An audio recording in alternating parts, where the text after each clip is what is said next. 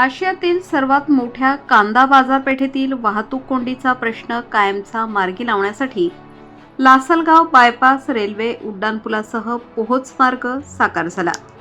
या रस्त्याचे आज लोकार्पण करून हा रस्ता जनतेच्या सेवेत समर्पित करण्यात आला। यासोबतच सिंहस्थ आराखड्यातील 45 कोटी रुपयांच्या लासलगाव पालखेड पिंपळगाव मार्गाचे रुंदीकरण आणि लासलगाव पाटोदा रस्त्यावरील बाजारतळ येथील पुलाचे लोकार्पण केले। लासलगाव बायपास रस्त्याच्या निर्मितीतून लासलगावला वाहतूक कोंडीतून सुटका करण्याचा दिलेला शब्द आज पूर्ण झाला, याचे समाधान आहे। या रस्त्यामुळे लासलगाव शहराच्या मुख्य रस्त्यांवरील वाहतुकीचा ताण कमी होऊन वाहतूक कोंडी सुटण्यास मदत होणार आहे।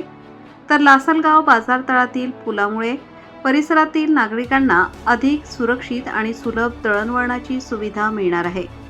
शहराची वाढ थांबवून वाहतूक नियंत्रित करण्याऐवजी शहराचा विकास लक्षात घेऊन वाहतूक व्यवस्थेची क्षमता वाढवण्यासाठी आपले प्रयत्न सुरू आहेत। त्यासाठी लासलगाव, टाकळी, विंचूर, पिंपळगाव नजीक ब्राह्मणगाव व निमगाव वाकडा ही गावे एकत्र करून लासलगाव नगरपंचायत निर्माण करण्याचा आपला प्रयत्न सुरू असल्याचे यावेळी सांगितले।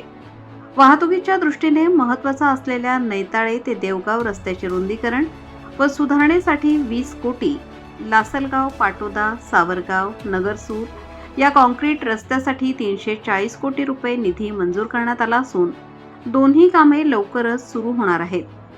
सिंहस्थ आराखड्यातील पिंपळगाव पालखेड लासलगाव रस्ता आगामी सिंहस्थ कुंभमेळ्याच्या दृष्टीने अत्यंत महत्त्वाचा पर्यायी दळणवळण मार्ग ठरणार आहे।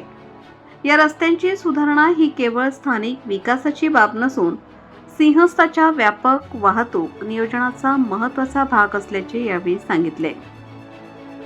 लासलगावची ओळख केवळ एका शहराची नाही, लासलगाव हे महाराष्ट्राच्या कृषी अर्थव्यवस्थेतील एक महत्त्वाचे केंद्र आहे।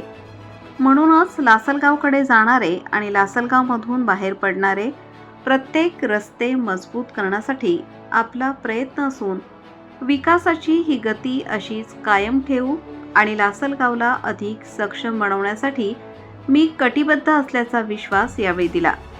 यावेळी माजी खासदार समीर भुजबळ, मुंबई बाजार समितीचे संचालक श्री जयदत्त होळकर, लासलगाव बाजार समितीचे सभापती DK जगताप, राष्ट्रवादीचे जिल्हाध्यक्ष दिलीप खैरे, विधानसभा अध्यक्ष वसंत पवार, तालुकाध्यक्ष भाऊसाहेब भवर, उपसभापती ललित दरेकर, जिल्हा परिषदेचे माजी अध्यक्ष पंढरीनाथ थोरे, सुवर्णा जगताप यांच्यासह स्थानिक पदाधिकारी, कार्यकर्ते व नागरिक मोठ्या संख्येने उपस्थित होते। लोकमान्य न्यूजसाठी संचालक लक्ष्मीकांत शिंदे, नाशिक।